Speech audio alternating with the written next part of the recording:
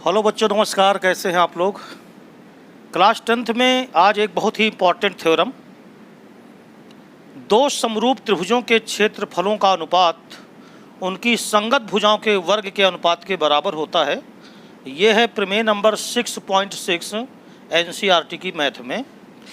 तो इसको आज हम करेंगे और बहुत ही इम्पॉर्टेंट भी है। जितनी इम्पॉर्टेंट है ये उतनी ही सरल है। तो आप लोग ध्यान से देखिएगा। मैं हूँ लल्ला सर और आप देख रहे हैं मेरा YouTube channel math with Lalla sir में। तो देखिए ये प्रमेय क्या कहती है 6.6 कि यदि कोई दो त्रिभुज समरूप हैं तो उनके क्षेत्रफलों का जो अनुपात होता है वो उन दोनों समरूप त्रिभुजों की संगत भुजाओं के वर्ग के अनुपात के बराबर होता है। यानी यदि मान लीजिए कोई दो त्रिभुज हमारे पास हैं, एक त्रिभुज है ABC और एक त्रिभुज है PQR, और ये दोनों त्रिभुज सिमिलर हैं यानी समरूप हैं। यानी त्रिभुज ABC ये समरूप है त्रिभुज PQR के, ये ज्ञात है हमको। हमें सिद्ध करना है कि जो इसका एरिया होगा ABC का, इसका अनुपात अगर हम लें एरिया ऑफ ट्रायंगल PQR तो ये इक्वल होगा इनकी संगत भुजाएं यानी AB की संगत कौन? PQ। तो AB अपान PQ का स्क्वायर ये बराबर होगा BC अपान QR का स्क्वायर। इस तरह आप देखो BC के संगत कौन है? QR है, तो इसका स्क्वायर, और ये बराबर ही होगा AC का स्क्वायर अपान PR का स्क्वायर। तो ये है थ्योरम, राइट है। तो इसको हमें सिद्ध करना है। तो सिद्ध करना है मैं ये आपको देखना लिखा है मैंने। अब इसमें एक रचना करते हैं। देखिए रचना हम इसलिए करते हैं क्योंकि हम जानते हैं कि किसी भी त्रिभुज का जो क्षेत्रफल है उसका जो बेसिक फार्मूला आपने पढ़ा है शुरू से, वो है 1/2 आधार गुणे ऊंचाई। 1/2 आधार गुणे ऊंचाई। तो यहाँ पर आधार अगर हम किसको मान लें? BC को, तो इस पर हम लंब डालेंगे तो ऊंचाई मिलेगी हमको। यानी हमने एक रचना किया, A से BC पे लंब डाल दिया जिसका नाम AD रखा, और मान लीजिए P से जो हमने लंब डाला है QR पर उसका नाम हमने रखा PM। तो हमने कहा कि AD लंब BC, अब रचना में आएगा कि AD लंब परपेंडिकुलर जिसको कहते हैं अंग्रेजी में BC, तथा PM लंब हमने किस पर खींचा? QR खींचा। ये रचना हो गई। और अब इसकी उत्पत्ति देखिएगा जो कि बिल्कुल सरल है, बस थोड़ा सा आपको ध्यान देना है। उत्पत्ति में देखो, अगर मैं त्रिभुज ABC का एरिया निकालूं, है ना, यानी अगर मैं कहूं कि एरिया ऑफ ट्रायंगल ABC तो ये होता है 1/2 बेस इंटू हाइट यानी आधार गुणे ऊंचाई। ये लंब है डाला गया है, तो आधार अगर BC लेता हूं तो ऊंचाई क्या हो जाएगी? AD। यानी ये हो गया 1/2 आधार को BC कहा, तो ये हो गया BC और गुणे ऊंचाई क्या हो गई? AD। तो ये हो गया किसका एरिया? ABC का। इसी प्रकार अगर मैं कहूँ कि एरिया हम ले लें त्रिभुज PQR का, तो बिल्कुल सेम चीज़ 1/2 गुणे आधार, इसमें क्या है? QR, और गुणे ऊंचाई को हम क्या कह लें? PM, राइट है ना।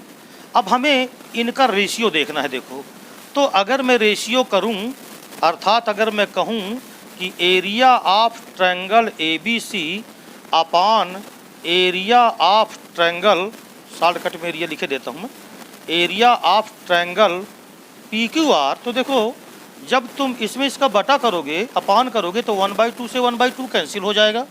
तो आएगा क्या? BC इंटू AD अपान QR इंटू PM। तो मैं इसको लिख देता हूँ BC अपान QR इंटू AD अपान PM, और इसको दे देते हैं हम इक्वेशन नंबर फर्स्ट। तो इतनी बात समझ में आ गई। अब देखिए हमको अब आगे क्या करना है। हम चाहते हैं कि जो AD अपान PM है ना, अगर ये BC अपान QR बन जाए तो देखो BC का स्क्वायर अपान QR का स्क्वायर आ जाएगा, यानी ये हमको मिल जाएगा। तो एक भाग तो हमें मिल ही जाएगा। तो अगर एक हम सिद्ध कर लेंगे तो ये दोनों तो उसी प्रकार हो जाएंगे। तो देखो इसको समीकरण नंबर 1 देने के बाद हम करते क्या हैं कि हम त्रिभुज ADB और त्रिभुज PMQ को लेते हैं। मगर इसके पहले चूंकि हमें ये ज्ञात है कि त्रिभुज जो ABC है ये समरूप दे दिया गया है त्रिभुज PQR के, तो जब दो त्रिभुज समरूप होते हैं तो आप जानते हो कि उनके सभी संगत कोण और सभी संगत भुजाएं, सभी संगत कोण बराबर होते हैं और उनकी जो संगत भुजाएं हैं वो आनुपातिक होती हैं।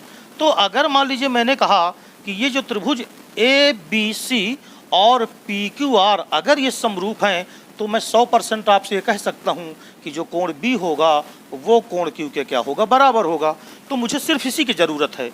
त्रिभुज ए बी सी ये समरूप है त्रिभुज पी क्यू आर के, तो मैं कह सकता हूँ कि कोण जो बी होगा वो कोण क्यू के क्या होगा, बराबर। तो जब कोण बी और कोण क्यू ये आपस में बराबर हो गए तो देखो अब मैं त्रिभुज ले रहा हूँ ए डी बी तथा दूसरा त्रिभुज मैं ले रहा हूँ पी एम क्यू। त्रिभुज पी एम क्यू में अगर मैं इन दोनों त्रिभुजों को लेके चलूँ तो इनमें देखो ए डी बी आपको दिखाई दे रहा होगा और ये भी दिखाई दे रहा होगा। इनमें जो कोण बी है पहले वाले त्रिभुज में ए डी बी में कोण बी है, ये देखो पी एम क्यू के कोण क्यू के बराबर है। तो ये दोनों कोण तो हो गए बराबर। ये यहाँ लिखा हुआ है, कहाँ से पाए हम इसको, क्योंकि ये पूरे त्रिभुज एक दूसरे के सिमिलर थे। तो कोण बी ये बराबर कोण क्यू हो गया और आपको अच्छी तरह दिख रहा होगा कि जो ए डी बी कोण है वो बराबर ही होगा पी एम क्यू के, कोण पी एम क्यू के, क्योंकि ए डी लंब थी बी सी पर और पी एम भी लंब थी बी सी पर। तो ये दोनों कोण कितने कितने अंश के होंगे, 90 डिग्री के। यानी हम यहाँ लिख सकते हैं इसका रीजन कि प्रत्येक कितने अंश के हैं, 90 अंश के। अब देखो अगर दो त्रिभुज हैं और दोनों त्रिभुजों में दो दो संगत कोण बराबर हो जाएं तो भी त्रिभुज क्या होते हैं, समरूप होते हैं। इसलिए हम ये कह सकते हैं कि ए समरूपता से, फ्रॉम ए सिमिलरिटी, ए समरूपता से त्रिभुज ए डी बी ये समरूप हो गया त्रिभुज पी एम क्यू के। यानी हम ये सिद्ध किए कि जो ए डी बी त्रिभुज है वो पी एम क्यू के क्या हुआ, समरूप हुआ। तो अगर ये दोनों त्रिभुज समरूप कर दिए तो इसका मतलब ये हो गया कि जो ए बी बटा पी क्यू हुआ, भुजाओं में अनुपात बराबर होगा। इसका मतलब अगर त्रिभुज समरूप हो गए तो A B upon P Q ये बराबर हो गया ए डी अपान किसके, पी एम के। तो ए डी अपान किसके हो गया, पी एम के, राइट है ना। परंतु जो त्रिभुज हैं देखो ए बी सी और पी क्यू आर ये समरूप थे, तो यहाँ पर जो A B upon P Q होगा वो आपको मालूम है कि B C upon Q R के बराबर होगा और यही बराबर होगा ए सी अपान किसके, पी आर के। ये जो दोनों त्रिभुज हैं ये समरूप थे पूरे पूरे। तो जब दो त्रिभुज समरूप होते हैं तो उनकी संगत भुजाओं में अनुपात भी क्या होता है, बराबर होता है। अर्थात हम ये कह सकते हैं कि जो A B upon P Q है ये देखो मैंने यहाँ लिख दिया है, ये बराबर है B C upon Q R के, ये बराबर है B C upon Q R के। इसका मतलब ये हो गया कि जो B C upon Q R है वो भी बराबर हो जाएगा ए डी अपान किसके, पी एम के। बात समझ में आ गई। ये दोनों त्रिभुज समरूप कर लिया तो A D upon P M ये बराबर हो गया ए बी बटा पी क्यू के। इतना तो समझ में आ गया। परंतु जो ए बी बटा पी क्यू था वो बी सी बटे क्यू आर के ही बराबर होगा, क्योंकि पूरे पूरे त्रिभुज भी तो क्या दिए थे, समरूप दिए थे। बात समझ में आ गई। तो इस प्रकार बी सी बटा क्यू आर ये बराबर हो गया ए डी बटा किसके, पी एम के।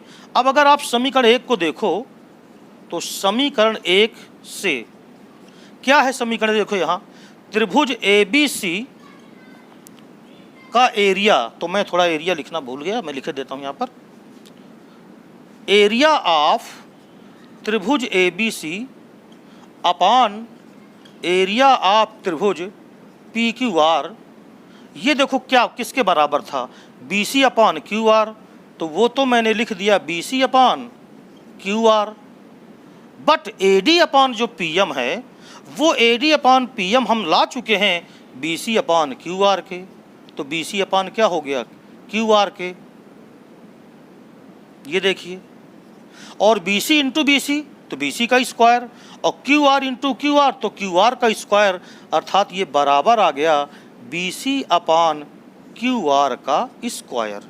तो देखो जो एरिया आया त्रिभुज A B C upon area त्रिभुज पी क्यू आर का वो बराबर हम ले आए B C upon Q R का स्क्वायर।